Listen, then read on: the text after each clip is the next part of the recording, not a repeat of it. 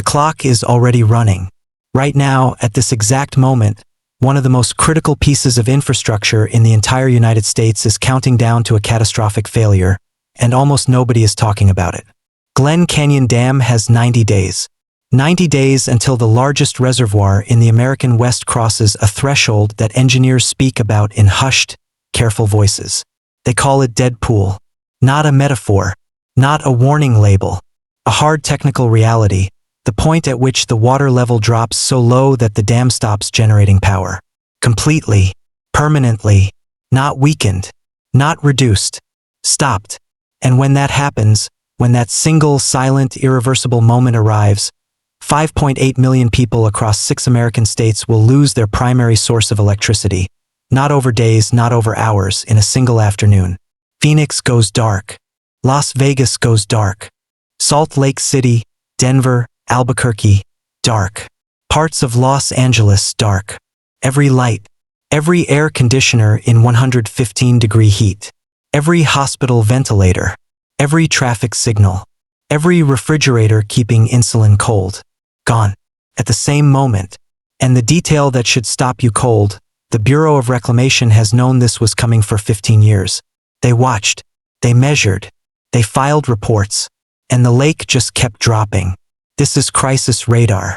What you are about to hear is the mathematics behind the slow-motion collapse of the American West. Let's start with what is happening at Glen Canyon right now, today, while you are watching this. Lake Powell is sitting at 25% capacity. 25. Let that number settle in your chest for a moment, because that is not a drought statistic. That is not a bad season. That is a catastrophe number. A civilizational warning written in receding water lines and exposed red rock. The lake has hemorrhaged more than 3/4 of its water. And it is not done.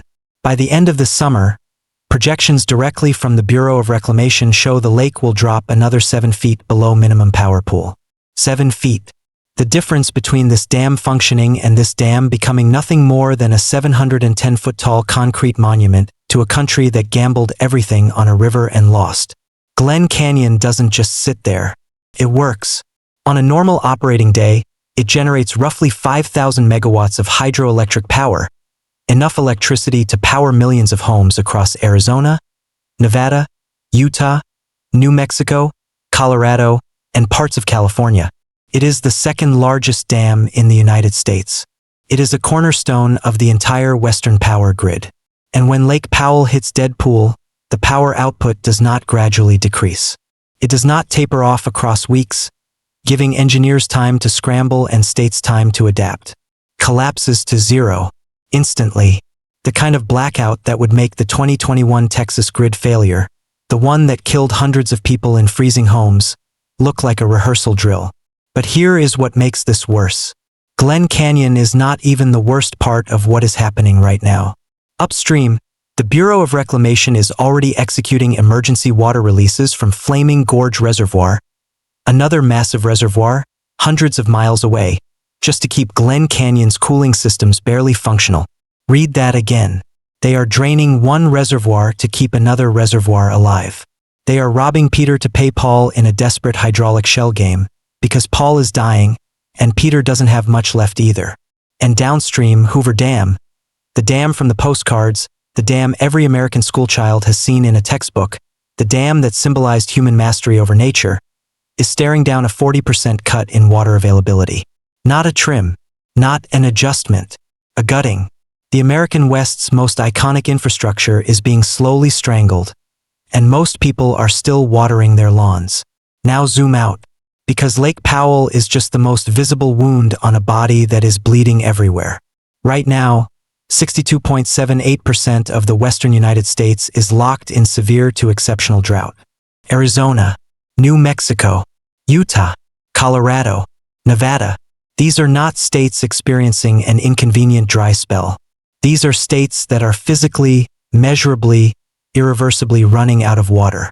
And the detail that should make every single American sit up straight and feel the ground shift beneath them, according to the United States Geological Survey, cross-referenced with tree ring data stretching back 1,200 years, this is the worst megadrought the American Southwest has experienced since the year 800 AD. Not the worst in 50 years. Not the worst in recorded memory. The worst in 12 centuries. The worst since the fall of the Roman Empire was still echoing across the world. 40 million people depend on the Colorado River. 40 million. Families, hospitals, schools, farms, cities, entire economies. That is not a regional problem. That is a national emergency. And it is not just cities. It is food. The Central Valley of California, the agricultural engine that produces 1/3 of all vegetables and 2/3 of all fruit and nuts grown in the United States, runs on Colorado River water. Think about that the next time you pick up an orange. Arizona's Pinal County, the cotton and alfalfa belt of the American Southwest, is facing water cuts so severe that farming there will not just decline. It will end. Permanently. Generational farms, gone. Nevada has already had its water allocation slashed by 25%.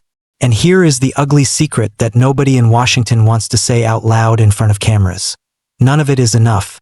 The entire legal architecture of the American West was built on a lie. Not a conspiracy. Not a cover-up. Something arguably more dangerous. A catastrophic miscalculation that got baked into law and concrete and city planning for over a century. The Colorado River Compact, the foundational legal document that divided the river's water between states and made every dam, every city, every farm, every freeway, every suburb in the West legally possible. It was signed in 1922, 104 years ago, and it was based on water flow data drawn from the single wettest 30-year period in the past 1,200 years. They looked at the most anomalously wet window of the last millennium, mistook it for normal, and signed it into law. They built Phoenix on it. They built Las Vegas on it. They built Los Angeles on it. The compact promised 16.5 million acre-feet of water per year. The river is now delivering 12 to 13 million. We have been running a structural water deficit for nearly 3 consecutive decades, and the infrastructure of the West has no mechanism to absorb that truth. And then there is Las Vegas. There is a problem in Las Vegas that keeps Bureau of Reclamation engineers awake at 3 in the morning, staring at data they cannot unsee. The city, 2.3 million people in the middle of the Mojave Desert, pulls its water from Lake Mead through 3 intake pipes, giant conduits that descend into the reservoir like the arteries of a buried giant, engineered to keep drawing water even as the lake level falls. For years, that engineering held. But right now, today, those intake straws are approaching the unthinkable. As the lake drops further, they risk pulling up not water, but sediment. Silt and sand instead of the water that keeps a city alive. That is not a mechanical malfunction you can repair over a weekend. That is 2.3 million people losing their primary water supply overnight, with nowhere to turn. Hoover Dam's intake tunnels face the identical threat. Las Vegas was never supposed to exist at this scale in this desert. It was conjured from the promise of unlimited Colorado River water, poured into neon and concrete and swimming pools and fountains, and that river is no longer unlimited. It is barely there. Let's be precise about the scale of the delusion that built this place. Glen Canyon Dam was constructed between 1956 and 1966, a triumph of American engineering ambition at the height of the post-war boom. The engineers who designed it assumed that 20th century water flows were the baseline reality of the Colorado River. They assumed the river would reliably deliver 16 to 17 million acre-feet per year, every year, forever. It will not. It has not for 30 years. And based on the paleoclimate record, 12 centuries of tree rings encoding the river's actual long-term behavior, it will not in our lifetimes. The Bureau of Reclamation is now executing emergency protocols designed for a water system that no longer exists, trying to manage a 21st century megadrought with 20th century infrastructure built on 19th century assumptions. Lake Powell was engineered to hold approximately 2 years of normal river flow in reserve, a buffer against bad years. But the crisis unfolding right now is not a 2-year drought. It is a 30-year structural collapse, accelerating, colliding head-on with the worst megadrought in 12 centuries, on a planet warming by 0.2 degrees Celsius every single decade. The math is not subtle. The math is screaming. And then there is the political dimension, which is its own category of catastrophe.